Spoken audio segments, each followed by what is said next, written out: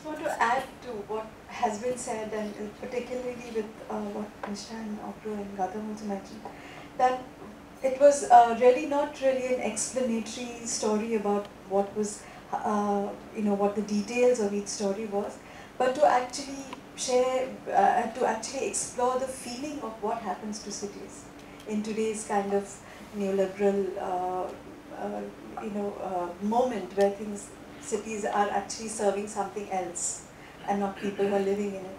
So that was one thing, and like you said, it also partly, once something is remade, you don't have a memory of what's inside, or what was there, and it just goes. And that, who stood there, who lived there, what happened to that.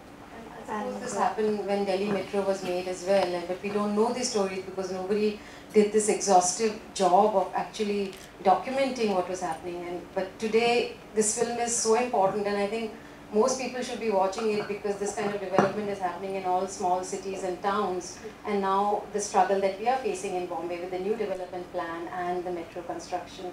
So, I mean, I just wish more and more people can watch this film and actually save us spaces, and to actually have a discussion about what, to find a balance between these two things.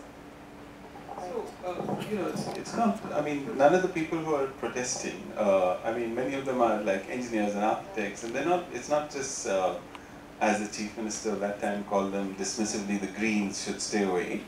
It's not, they're all extremely rational, sensible people, and they are not against the metro, they're against the way in which it's being rolled out at the moment. So it's not even so much a case of balance, but it's also a case of following the law for one thing, because they don't. In many cases they haven't followed the law. And also it's a case of, so in the Delhi Metro actually there were 2 or 3 instances when the metro was changed in order to make it more just, to take it to a certain neighborhood. And so also in many cases of course it's underground, whereas in Bangalore it's mostly overground.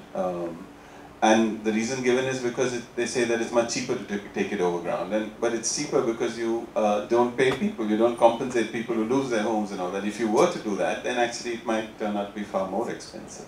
And also tenants, for some reason in India, are not compensated if the land is taken over by the state. And I'm not sure why that is, but if you're a house owner and you have a tenant, you can't ask the tenant to leave without compensating. But if the state asks, so many of the shopkeepers in Bangalore, as I think in many parts of in many Indian cities, are actually run by tenants. They're not run by, the owners are not the people who are running the shop. So the tenants are the ones who added value to that land and to that shop. But they're not, they get like, I don't know, 5,000 rupees or something as compensation. And that gentleman, the clock repair person, his family was running that shop for 70 years. So he's been there since earlier than the Indian state came in, and he got nothing. Even according to the law, he's only supposed to get some, I don't know, 20 or 30,000. And anyway.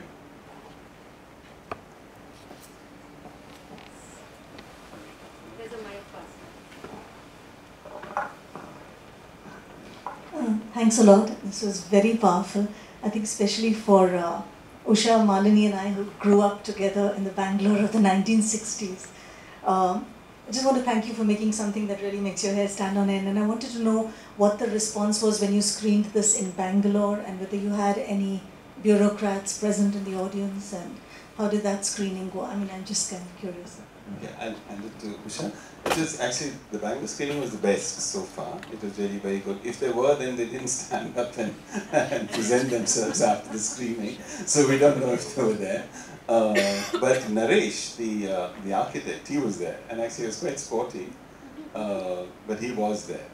But he said that, I'm glad you intercut me with the other guy because it makes me look a little better. So that's the guy with the youth chap in the university. And congratulations, it's really eye-opening, and I too got emotional, But again I want to say, when our leaders are going to watch this, when our municipal bureaucrats are going to watch this, I mean, is there any program or any kind of a appeal that you people can make to the CMs and so many other, because every city, even in my Aurangabad city also, we are facing the same problems. So how to make it Yeah. I think that's not, filmmakers will have to answer that question to a small extent. No, But because I think all of us have to, somehow. no, I mean to say that how can you, how will you invite them and where, Yeah, how I mean, to also the use point this is, to, make them sensitize? yeah, it's also a case of maybe, it's not like they don't know, no? It's a case of where you can grab power, you grab power. So it's not like, I don't know if, I mean, these are all issues that all of us know. It's not like, the chief minister of the state or or a bureaucrat doesn't know these things. The fact is that even if you do want to change it, sometimes it's very hard as a good bureaucrat or a minister. It's very hard to, make a change in the system when everything else is difficult to change. But also, I don't see the film actually changing the heart to somebody who is not. Sensitizing them. But they,